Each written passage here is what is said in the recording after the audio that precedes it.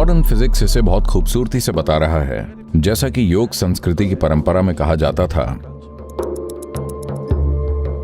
शिव शव की तरह है, सर्वोच्च ऊर्जा लेकिन निष्क्रिय।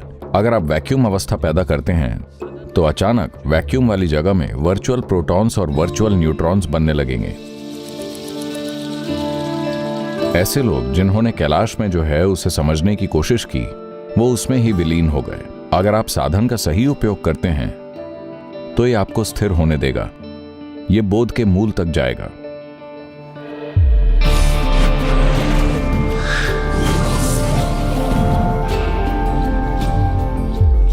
खालीपन आमतौर पर नेगेटिव खालीपन का एक नकारात्मक संदर्भ होता है।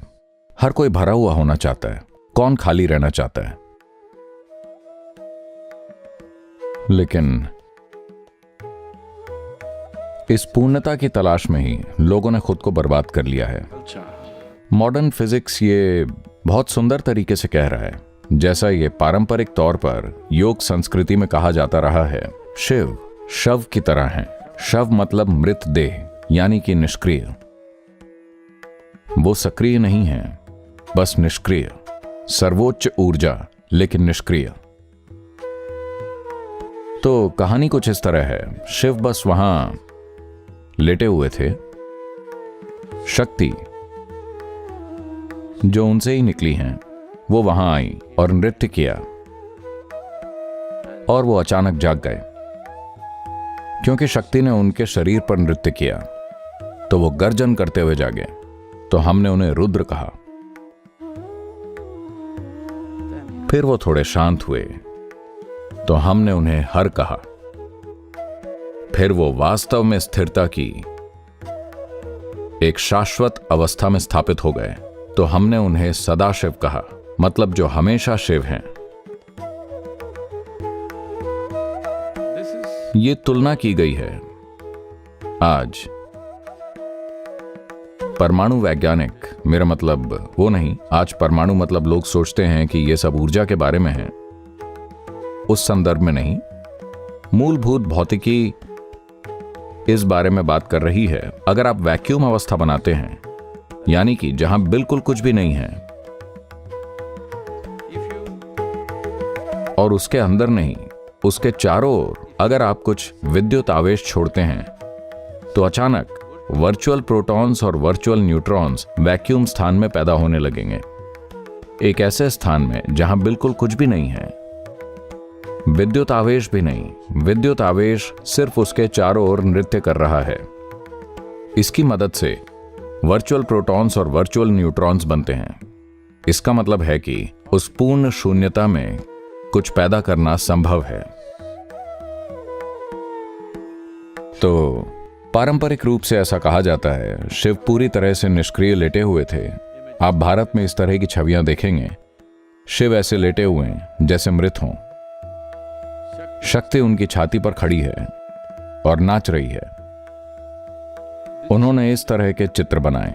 जब शिव का प्रभाव हुआ तो अचानक इस निष्क्रिय स्थान का गर्जन के साथ सक्रियता में विस्फोट हुआ। इसलिए उन्हें शुरुआत में गर्जन करने वाला या रुद्र कहा गया। यह दुर्भाग्यपूर्ण है कि हर चीज को उन सूचनाओं के टुकड़े द्वारा प्रमाणित करना पड़ता है जिन्हें विज्ञान ने अस्तित्व से बटोरा है। यह टेक्नोलॉजी के लिए कीमती है, लेकिन आत्मज्ञान के लिए नहीं।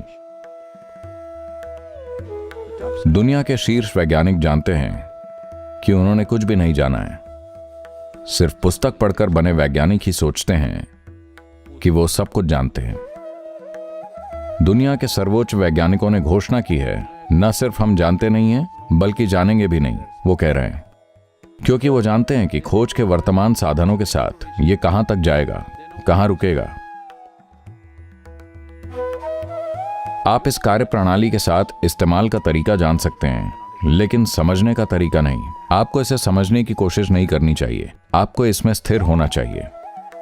अगर आप इसमें स्थिर हो जाएं, स्थिर हो जाएं, स्थिर हो जाएं, तो ये बोध के मूल तक जाएगा कितनी जल्दी या कितना समय लगेगा, कितने साल लगेंगे, ऐसी कोई चीज नहीं है।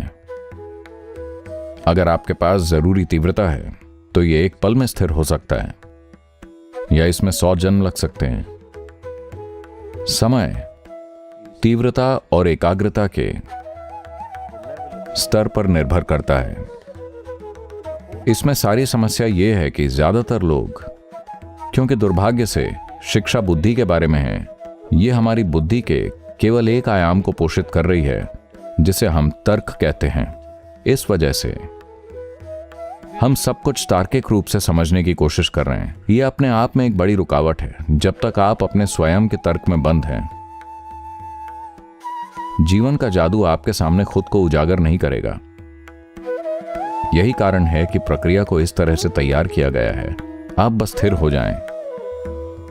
आप कहीं भी जाने की कोशिश ना करें, इसे बस स्थिर होने दें। जो अंदर से स्थिर हो जाता है वो गलत जगह पर नहीं जा सकता, है ना? अगर आप बाहर जा रहे हैं तो आप गलत जगह पर जा सकते हैं। आप भीतर की ओर मुड़ रहे हैं, आप गलत जगह पर जा ही नहीं सकते। आप जितनी गहराई में उतरते हैं आप सिर्फ स्रोत तक ही जा सकते हैं, आप कहीं और नहीं जा सकते।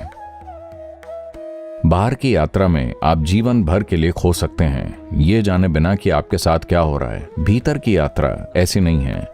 भीतर की यात्रा वास्तव में कोई यात्रा नहीं है, यह सिर्फ स्थिर होना है। संयमा की प्रक्रिया या उसकी कार्यप्रणाली संयमा नहीं है, यह सिर्फ एक साधन है। अगर आप उपकरण का ठीक से इस्तेमाल करते हैं, अगर आप उपकरण की पूजा करते हैं तो आप कहीं नहीं पहुंचेंगे। अगर आप इसे सुरक्षित रखते हैं तो आप कहीं नहीं पहुंचेंगे। साधन का इस्तेमाल करना होगा। अगर आप साधन का सही इस्तेमाल करते हैं तो यह आपको स्थिर होने देगा।